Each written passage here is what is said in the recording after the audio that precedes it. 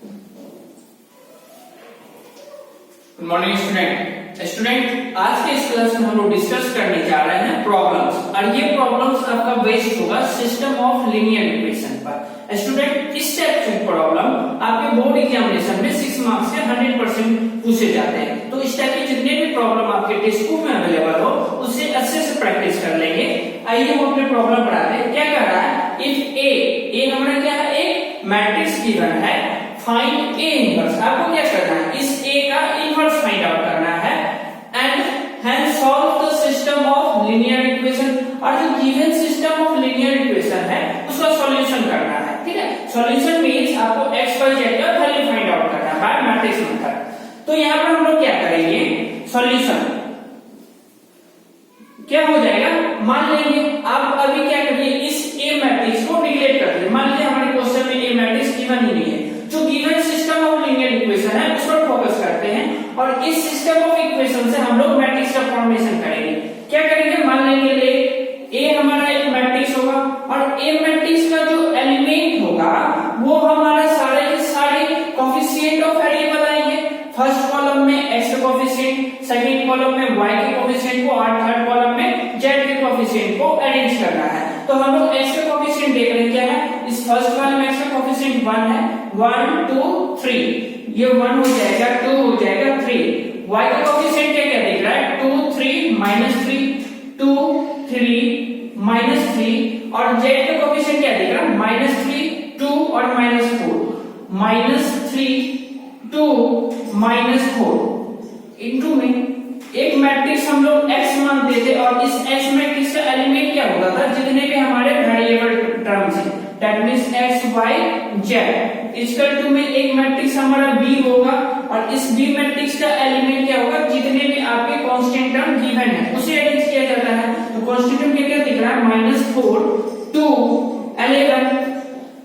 तो यहाँ पर थोड़ा गौर करिएगा, ये जो a मैट्रिक्स है आपके गिवन मैट्रिक्स के इक्वल ही है, ठीक है ना। तो आपको इसी का तो इन्वर्स निकालना रहता था। तो हम अपना बात करेंगे, क्वेश्चन को आगे प्रोसीड करेंगे। हियर अब देखो, this matrix into this matrix equal to क्या है, इसके अगर आप इन दोनों मैट्रिक्स का प्रोडक्ट करिएगा और आफ्टर प्रोडक्ट जो वो आएगा इस मैट्रिक्स से आप इक्वेट करिएगा तो जो आपका गिवन सिस्टम ऑफ इक्वेशन ही आता है। तो हम लोग क्या करेंगे, हियर a into x बराबर क्या आ रहा है, b मैट्रिक्स आ रहा है। This implies x equal to हम लोग क्या लिख सकते हैं, x इक्वल टू क्या लिख सकते हैं, a इनवर्स इनटू b लिख सकते हैं। अब हमें क्या फाइंड करना है, a इनवर्स से फाइंड करना है।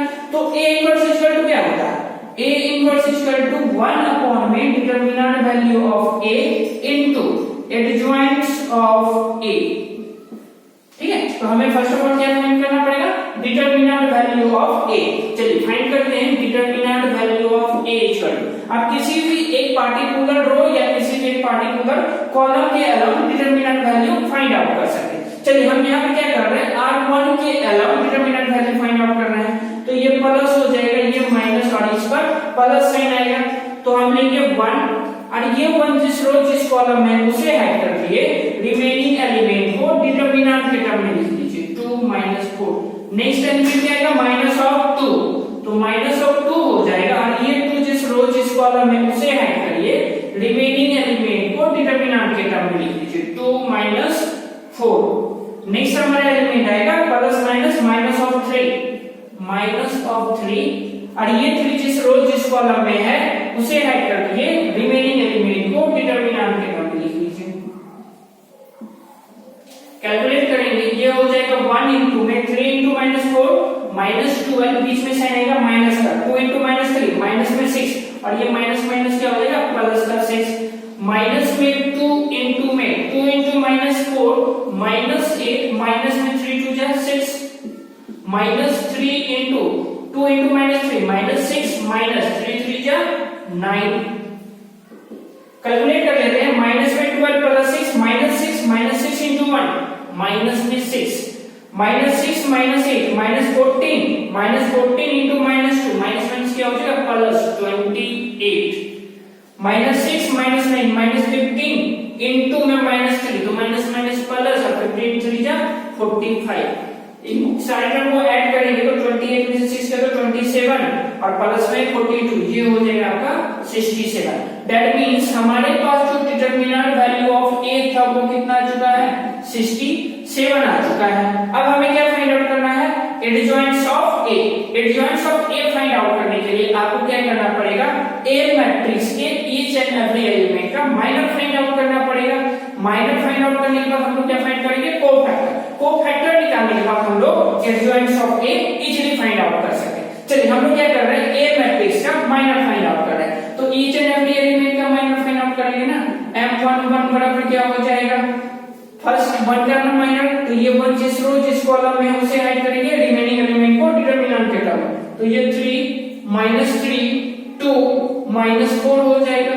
कैलकुलेट कर लेंगे, माइनस में 12 माइनस 3 2 जा 6, ये हो जाएगा माइनस में 6। m12 equal to that means 2 का माइनस ये 2 जिस रो जिस कॉलम में उसे ऐड करिए, रिमेनिंग एलिमेंट को डिटरमिनेंट के टर्म में, 2 3 2 -4 2 -4 कैलकुलेट कर लेते हैं, माइनस में 8 माइनस 3 2 जा 6 माइनस में 14। m13 इक्वल टू हो जाएगा m13 -3 का माइनर, तो ये -3 जिस रो जिस कॉलम में है ऐड करिए, ये हो जाएगा 2 3 3 -3 कैलकुलेट करेगा, माइनस में 6 माइनस में 9, ये हो जाएगा -15। रो 2 का माइनर फाइंड करेंगे, m21, तो ये 2 जिस रो जिस कॉलम में हाइड कर लीजिए, क्या बच रहा है 2 -3 2 -3 -4, ये हो जाएगा -8 -3 into -3 प्लस में 9 ना, -3 into -3 प्लस में 9 प्लस माइनस क्या हो जाएगा माइनस, ये हो जाएगा माइनस में 17। m22 इक्वल टू हो जाएगा m22 1 3 -3 4 1 3 -3 और माइनस में 4, ये हो जाएगा माइनस में 4 माइनस 3 into 3 माइनस में माइनस माइनस प्लस 3 3 जा 9, ये आ गया 5। m23 इक्वल टू हो जाएगा 2 3 1 2 3 -3 1 2 3 -3 1 2 3 माइनस में 3 2 जा 6, ये हो जाएगा माइनस ऑफ 9। स्टूडेंट हम यहाँ पर r1 और r2 के हर एक एलिमेंट ऑफ a का माइनर फाइंड कर रहे हैं। एक हमारा बच जा रहा है r3 का माइनर फाइंड आउट करना, तो इस चीज को हम यहाँ से इरेज कर रहे हैं और यहाँ पर फाइंड आउट करेंगे हम लोग minor of row 3 of matrix A।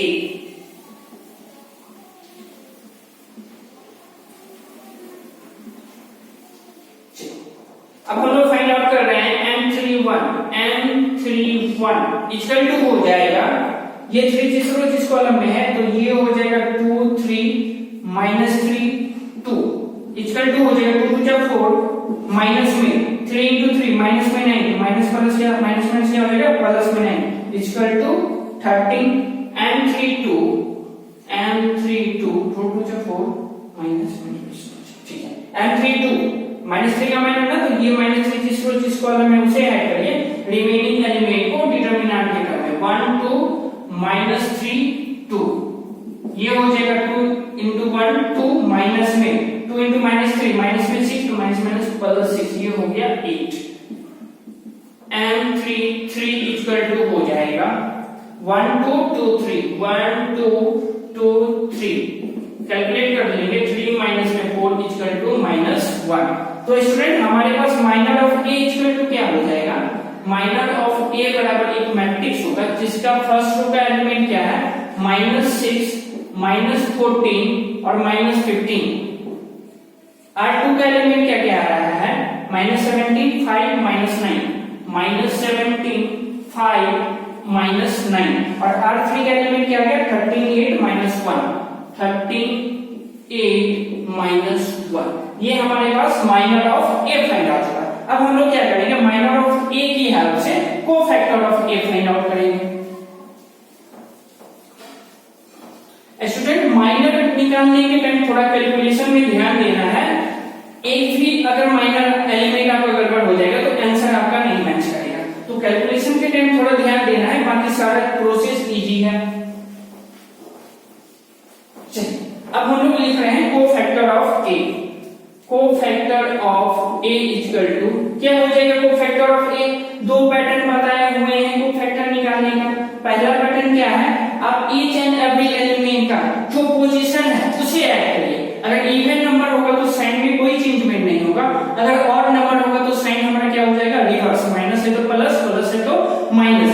जैसे यहाँ पर 6 का पोजीशन क्या है? फर्स्ट कॉलम का एलिमेंट है, तो 1 + 1 क्या होगा? 2। तो कैसे नंबर है? इवन, तो इसके साइन में कोई चेंजमेंट नहीं होगा। ये -6 है तो कोफैक्टर में -6 ही होगा। ये -14 यहाँ पर फर्स्ट रो सेकंड कॉलम का एलिमेंट है, तो 1 + 2 कितना हो जाएगा? 3। 3 कैसा नंबर है? ऑड नंबर, तो हम क्या करेंगे? इस एलिमेंट का साइन रिवर्स कर देंगे। माइनस में है तो अब क्या हो जाएगा? प्लस में 14 हो जाएगा। दूसरा पैटर्न क्या बताए थे? आप क्या कर सकते हैं? प्रिंसिपल डायगोनल एलिमेंट और रिवर्स डायगोनल एलिमेंट को एज इट इज छोड़ दीजिए, रिमेनिंग एलिमेंट का साइन रिवर्स कर दीजिए। तो यहाँ पर -15 है तो ये -15 ही रहेगा। ये माइनस में 17 है तो इसका साइन चेंज होकर क्या हो जाएगा? प्लस में 17। 5, ये -9 है तो प्लस में 9 हो जाएगा। 13 है तो 13 ही रहेगा। ये 8 है तो ये क्या हो जाएगा? माइनस में 8, और ये -1 है तो -1 ही रहेगा। चलिए, कोफैक्टर ऑफ ए के बाद हम लोग फाइंड करेंगे एडजॉइंट्स ऑफ ए। एडजॉइंट्स ऑफ ए क्या हो जाएगा? अब कोफैक्टर ऑफ ए का ट्रांसपोज कर दीजिए। ट्रांसपोज का मींस क्या होता है? फर्स्ट रो को फर्स्ट कॉलम में चेंज कर दीजिए, सेकंड रो को सेकंड कॉलम में, और थर्ड रो को थर्ड कॉलम में लिखना रहता है। तो हमें क्या मिल जाएगा? एडजॉइंट्स ऑफ ए। तो कोफैक्टर ऑफ ए का फर्स्ट रो किसमें चेंज हो जाएगा? फर्स्ट कॉलम में। सेकंड रो चेंज हो जाएगा सेकंड कॉलम में, और थर्ड रो चेंज हो जाएगा थर्ड कॉलम में। ये हमारे पास एडजॉइंट्स ऑफ ए फाइंड आ चुका है। अब हम लोग एडजॉइंट्स ऑफ ए की हेल्प से क्या फाइंड आउट कर सकते हैं? ए इनवर्स फाइंड आउट कर लेते हैं। तो यहां से ये हटाते हैं।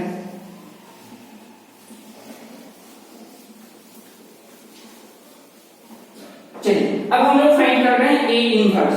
ए इनवर्स इक्वल टू क्या होगा? 1 में determinant value of A into में एडजॉइंट्स ऑफ ए। तो 1 में डिटरमिनेंट वैल्यू ऑफ ए कितना आ चुका है? 67 इनटू में एडजॉइंट्स ऑफ ए। एडजॉइंट्स ऑफ ए हो गया -6, 14, -15, 17, 5, 9, 13, -8 और -1। ये हमारा क्या आ गया? A inverse. अब हम यहां पर से आते हैं, नेक्स्ट स्टेप यहां से लिख रहे हैं। देखिए, तो यहां पर x इक्वल टू क्या था? a inverse into b। तो x equal to a inverse कितना आ चुका है? 1/67 in adjoints of a। Adjoints of a आपके पास है -6, 14, -15, 17, 5, 9, 13, -8 और -1 इनटू में क्या होगा? b matrix. b मैट्रिक्स क्या है? ये है ना, तो यहाँ पर लिख दीजिए b कितना है?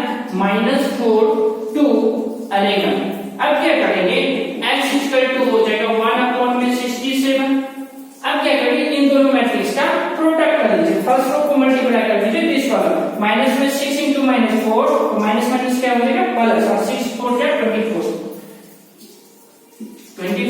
17 इंटू 2 34, 11 इंटू में 13, तो ये हो जाएगा प्लस में 143। माइनस में 4 इंटू 14, तो ये माइनस में हो जाएगा 56। 5 इंटू 2 प्लस में 10, माइनस में 8 इंटू 11 -88। माइनस में 15 इंटू में -4, तो माइनस माइनस प्लस, और 15 इंटू 4 60 हो जाएगा। 9 इंटू 2 प्लस में 18, -1 इंटू 11, तो -11। ये हमारा हो जाएगा x इक्वल टू 1/67 इंटू में। ऐड कर लेते हैं सारे टर्म को। ये देखिए, 3 प्लस में 4 7, 7 और 4 11 का 1 हो जाएगा। 4 4 8 और 2 10 और 1 11, 1 2 211 आ रहा है। इसका कितना क्या? 211। एक बार ठीक से ऐड कर देंगे। कितना था? 143 है, 34 है और 24 है।